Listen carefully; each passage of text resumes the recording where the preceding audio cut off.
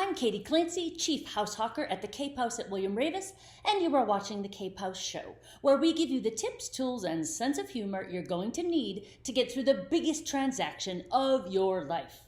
So a lot of the families that we work with here on Cape Cod are the children of parents who are either retiring and moving to a retirement home or have passed away. And so our clients are the children, the trustees typically of the trust for these elderly or deceased parents.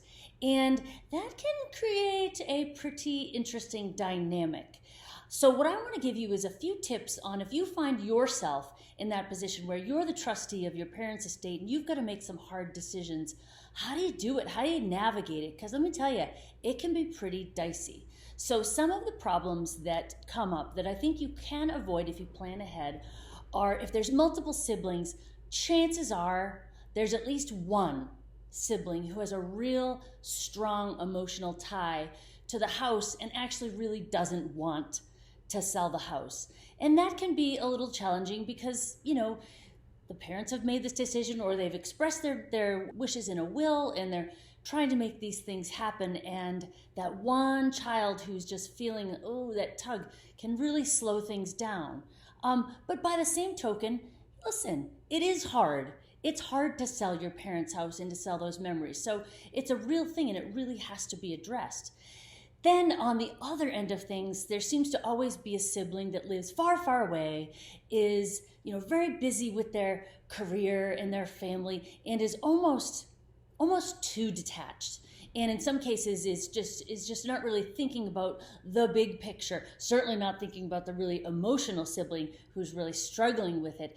And there are problems that come up with that too, because they're just like, I don't care, let's do this, let's do that.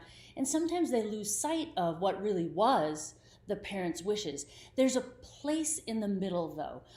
We sort of wrap our arms around all of you. We've seen it all. We see all the sort of emotional responses to having this responsibility. And I just want you to know, we got you, okay? We've been there. We see what it's all about. I'm actually a trustee on my own parents' home. And, I'm going to have to make these decisions too. The advice that I can give you, if you are a child or a sibling and you're going to end up with that responsibility, ask yourself some questions. Which kid are you? Are you the one that is like, heart is going to shatter at the thought? If that's the case, you need to go to the house and sort of do almost like a ritual goodbye. Sit in each room, if it's possible. You might be long distance, or just imagine the room and kind of say goodbye to it. Think of all the really wonderful memories. Shed a tear, because listen, it happens. And just say goodbye to it and let it go, because it'll make it easier and you can sort of have your closure and be able to make some clearer decisions. On the other end of things, if you're the one that's like, listen, I'm over it. I said my goodbyes. I've moved on with my life. Yeah, we had a great time, blah, blah, blah. And you get the sense from either your parents or your siblings that maybe you're being a little harsh. The way you can prepare for that is just remember, you know what? This was something really emotional and this was a special place. And I know that you have a shred, at least, of good, fond memory there. So try to empathize with your siblings or parents who are in that position.